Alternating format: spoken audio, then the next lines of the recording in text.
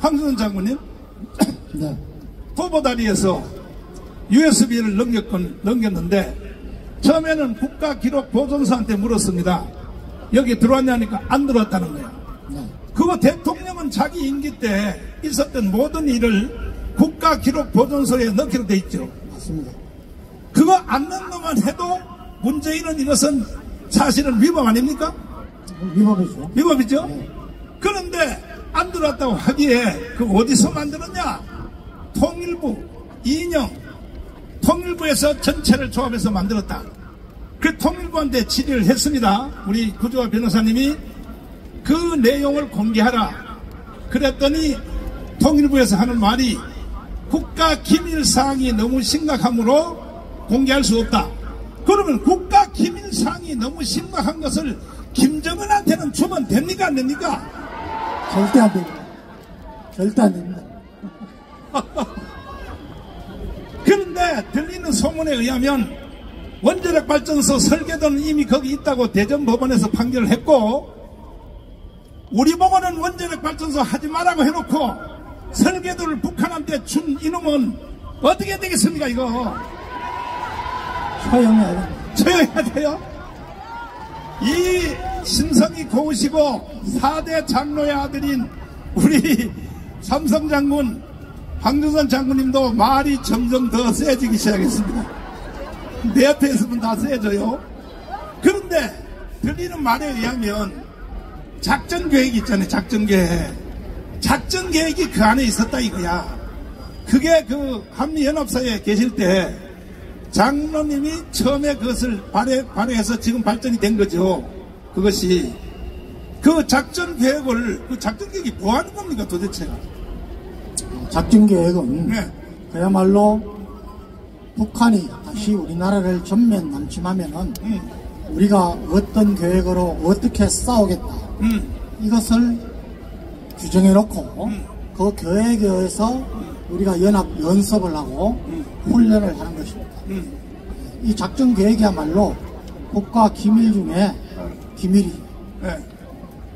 근데 저는 뭐 네. 아직도 믿고 싶지는 않습니다. 믿고 싶지 않아요. 그 안에 작전 계획이 들어갔다고 믿고 싶지 않은데 이미 여러 언론에서 네. 그런 보도가 나왔습니다. 아니 그야말로 네. 정말 네. 이것은 이적죄나 여적죄가 아니라 네. 사실이라면은 국가 반역죄입니다. 밝혀내야 돼. 조금이라도 의심이 있으면은 조사를 해서 밝혀내야 돼. 밝혀내야 돼. 혹시 이도 교수님 왔으면 잠깐 한번 올라가봐요. 자, 그러면 비서실장 임종석이잖아. 임종석은 지금 미국도 못 가요. 미국에서 금지령 내렸어요. 임종석이가 비서실장을 했다면 대한민국의 모든 정보가 북한으로 넘어갔다고 보는 게 합리적 의심 아닙니까? 맞습니다. 맞죠? 맞습니다. 그렇다면 문재인 이 개새끼는 어떻게 해야 되겠습니까? 이런 처형해야 됩니다. 처형. 자, 마지막 자기연설 하십시오. 어떻게 처형해야 됩니까? 오늘 우리는 여러 가지 소프트웨어적인 하드웨어적인 여러 면에서 이번 선거는 부정선거가 틀림없다고 이것을 5.16과 같은 혁명 정신으로 밝혀내야 된다고 모였습니다. 10년도에 오스트리아입니다. 오스트레일리아, 호주가 아니라 오스트리아에서 대통령 선거가 있었는데 4월 달에 있었습니다. 그런데 당선자를 발표를 하고 다 끝났는데 부재자 투표에 의혹이 있다는 것 하나로 헌법재판소에 제소를 했습니다. 헌법재판소가 이것을 검토해서 분명히 이것은 의심이 있다 해서 재선거를 명령했습니다. 그래서 10월달에 5월달 대통령 선거가 끝나고 7월달에 재판 결과를 내면서 10월달에 재선거를 했습니다. 재선거를 하는 도중에 또 아주 단순한 의심사항이 발견됐습니다. 다시 재선거를 12월 달에 했습니다. 여러분, 왜 우리나라는 지난 21대 총선 때부터 수많은 부정선거에 대한 정황과 증거들이 나오고 있습니다. 특히 이번 22대에서는 우리 자유통일당에 대한 집중적인 음해와 부정선거가 있었다고 오늘 여러분 다 아셨죠? 왜 우리 선관위는, 왜 우리 행정부는, 왜 우리 국회는 이러한 의심을 해소하기 위해서 아무런 노력을 하지 않는 것입니까? 우리가 해내야 됩니다. 여러분, 여기 계신 우리 모두가 이 나라를 바로 세워야 됩니다. 여러분, 그렇지 않으면은 세상에서 세계 역사상 가장 완벽한 평화협정이라고 했던 파리 평화협정을 단 2년을 못 버티고 패망한 월남 패망과 같은 것이 우리 앞에 눈앞에 와 있습니다. 여러분, 이 일을 위해서 기도해 주십시오. 그리고 목소리를 내주십시오. 옆에 확산시켜 주십시오. 반드시 재선거해야 됩니다. 박수하겠습니다. 존경하는 윤석열 대통령님, 아무리 바쁘시더라도 이제 방금 우리가 진행한 이것은 꼭 들어봐 주시기 바랍니다. 자, 더 이상 확실한 증거가 어디 있습니까? 이거 박스 다시 한번 보여주세요. 아니, 선거를 하는데 이거 보십시오. 자, 7번 있죠, 개혁신당. 그러면 8번이 있어야 돼요, 없어야 돼요?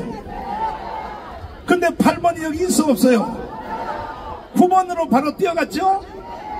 나머지 우리 8번 우리의 선거는 전부 다 기타로 쓸어 넣었어. 기타로. 이게 선거입니까? 윤석열 대통령님 똑바로 봐주세요. 똑바로. 이게 선거가 맞냐 말이야, 이것이.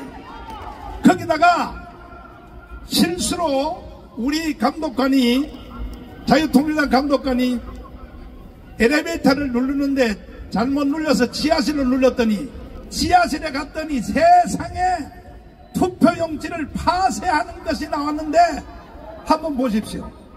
어떤 투표용지를 파쇄했는가? 자길 목사님이 아까 보여줬죠. 아니, 세상에 지하실에서 이거요, 130만 표 무효표, 이거 보세요. 파쇄하는 거 보세요. 파쇄하는 거 이거 보세요. 이거 가루로 가는 거예요. 가루로 가는 거. 이따위 짓을하는 것은 3.15 부정선거보다가 더 큰 번쟁인 것입니다. 동의하십니까? 이런 걸 보고도 국민들이 침묵한다면 국민들은 더 이상 대한민국을 누릴 자격이 없습니다. 그러므로 우리는 몰수 일어나야 되는 것입니다. 동의하십니까? 윤석열 대통령님이 3일 안에 재선거를 명령하지 아니하면 우리 광화문은 절대로 좌시하지 않을 것입니다. 우리도 실력을 가졌습니다. 왜? 대한민국을 북한에 넘길 수 없기 때문입니다. 신혜식 대표님을 모시겠습니다. 박수하겠습니다. 자, 네, 대표님. 네, 부정선거 확실히 맞아요? 맞습니다. 빵표가 나온 지역이 100군데가 있다면 네. 이거는 확실하게, 네. 그리고 지역적으로 봤을 때도 강남에도 있고 말이죠. 네. 그리고 TK, PK에서도 나오고. 네. 그렇다면은 이럴 수 없는 일, 정말 네. 상식적으로 납득이 안 되는. 네. 그리고 현장에서 나는 투표를 했다. 그런데 빵표다. 그 사람들이 바로 증거 아닙니까? 이거보다 확실한 증거는 없습니다. 우리가 일주일 동안 전수조사를 했잖아요. 네.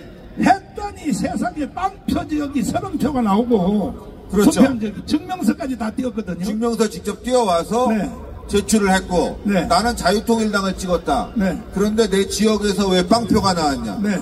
이거는 뭐 두말할 거 없는 부정선거의 확실하고 명백한 증거입니다. 자, 핵심은 한동훈이가 왜 잠잠할까? 여기에 대해서 자유연설합니다. 네. 한동훈이가 왜 침묵을 하고 가만히 있을까? 네. 여러분들, 얼마 전에 중국산 직구에 대해서 한동훈이가 정부를